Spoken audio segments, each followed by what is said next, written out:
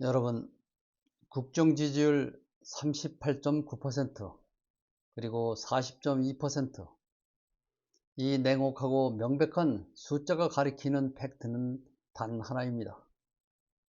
대한민국 국민은 임기가 정해진 대통령을 뽑았지 무소불위의 권력을 휘두르는 왕을 뽑지 않았다는 것입니다. 우리는 왜 정치인을 비판할까요? 때로는 매서운 비판도 서슴지 않습니다. 그것은 그 정치인이 단순히 싫어서가 아닙니다. 인간은 100% 완벽할 수 없죠.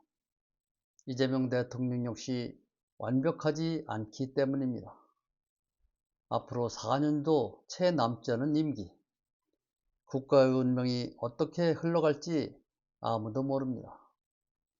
현재 보여주는 스탠스와 국정 운영의 방향이 상식과 정의에서 벗어나고 있다 판단되기에 우리는 주권자로서 뼈아픈 지적을 하는 것입니다. 물론 조금 더 기다려보자, 힘을 실어주자는 의견도 백인 백색의 생각 중 하나일 수 있습니다.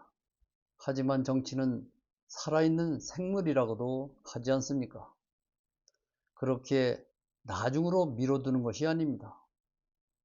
정치는 매 순간 잘못된 결정이 내려지는 바로 그 순간마다 직설적으로 지적하고 바로 잡아야만 하는 생물입니다. 그러나 지금 민주당 내부의 현실은 참담하기 그지없습니다. 권력을 향한 맹목적인 줄서기만이 난무합니다. 바른 말을 하던 이들은 징계를 받거나 배척당하는 현실을 목도했습니다. 이재명 대통령에게 반발하여 결국 밀려난 정청래. 정청래의 선례를 반면교사 삼아서였는지 직언을 포기하고 이제는 곧바로 당대표가 된 김민석 의원에게 앞다투어 줄을 서는 모습은 초라하기 짝이 없습니다. 권력의 심기를 거스르면 어떻게 되는지 학습한 정치인들은 철저히 침묵하거나 아부의 언어만 내뱉고 있습니다. 민주 이재명이라 불리는 세력은 과거에는 이재명을 그토록 반대하고 비난하더니 대통령 취임 이후 권력의 단맛을 보자 태도를 돌변하여 맹목적인 찬사를 보내고 있습니다.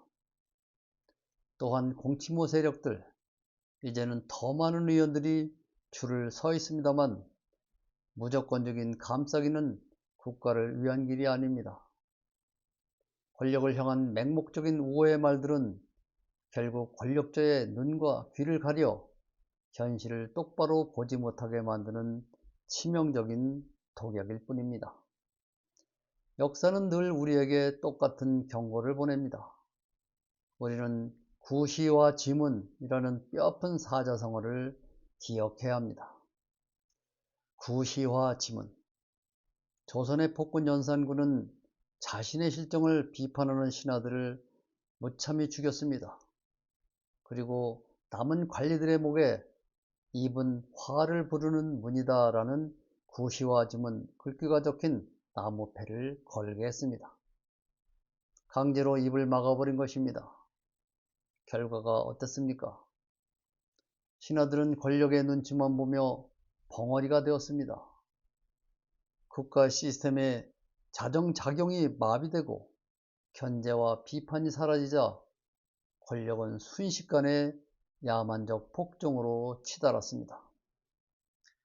여러분이 잘 아시는 진나라 환관 조고가 사슴을 가리켜 말이라 우겼던 지록 위마의 시대도 마찬가지였습니다.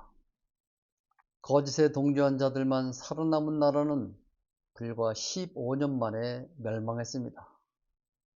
지금 이재명 정부 내에서 쓴소리가 사라지고 눈치보기와 줄서기만 가득한 모습은 권력 스스로 파멸의 길을 걷고 있음을 보여주는 가장 확실한 징후입니다.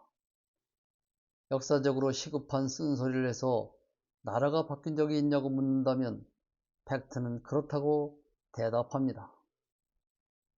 중국 역사상 최고의 태평성대라는 당나라의 정권의 치를 보십시오. 정권의 치. 이는 태종 이세민의 연호 정관 627서부터 649를 가리킵니다. 이 시기는 그야말로 당 최고의 태평성대로 평가하는 말입니다. 당태종 이세민은 무소불위의 황제였지만 간의 대부 위증의 직언을 수용했습니다. 위증은 황제의 체면을 구기면서까지 무려 300번이 넘는 뼈아픈 쓴소리를 던졌습니다. 황제가 분노하여 자리를 박차고 일어날 때도 옷자락을 붙잡으며 팩트를 들이밀었습니다. 당태종은 분노를 억누르고 그 비판을 수용했기에 위대한 성군이 될 수 있었습니다. 우리의 역사도 마찬가지입니다. 당파 싸움이 극에 달했던 조선시대 영조임금의 탕평책이 성공할 수 있었던 이유는 조현명이라는 신하가 있었기 때문입니다. 왕이 감정적으로 치우치거나 극단적인 처벌을 내리려 할 때마다 조현명은 목숨을 걸고 전하의 처사가 공평하지 못하다며 물러서지 않았습니다. 이재명 대통령도 조선시대 성군으로 영조를 뽑았습니다.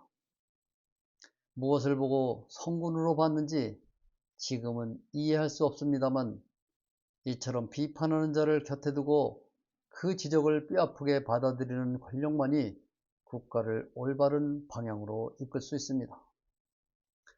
황제였던 당태종, 왕이었던 영조와 지금의 이재명 대통령의 위상은 감히 비교할 수 없습니다. 민주주의 국가의 대통령은 국민이 잠시 권력을 위임한 대리인일 뿐입니다. 그럼에도 불구하고 마치 옛 왕조의 군주처럼 군림하려 하고 주변에는 쓴소리 하나 못하는 참모들과 맹목적인 아부의 목소리만 가득하다면 그 끝은 지지율 폭락과 대중의 반발일 수밖에 없습니다. 비판하는 사람을 비난할 것이 아니라 비판받는 정치인이 자신의 장점과 성과를 팩트로 증명해야 합니다. 주권자라고 해서 당장 거창한 혁명을 일으켜야 하는 것은 아닙니다. 구시화 지문의 비극을 반면교사 삼아 비겁하게 입을 닫지 않고 끊임없이 진실을 말하는 것. 그것이 우리가 할 수 있는 가장 강력한 실천입니다. 여러분, 우리는 오직 정의와 진실만을 기준으로 삼아 우리가 바라보는 세상의 이면을 직설적으로 기록해야 합니다. 이것은 감정적 위로를 받기 위함이 아니라 권력의 오만을 견제하기 위한 주권자의 당연한 외침입니다. 맹목적인 흐름에 휩쓸리지 말고 단호하게 진실을 직시해야 합니다. 정치는 결국 입을 여는 자들이 바꿉니다. 이번 영상은 여기서 마칩니다. 고맙습니다.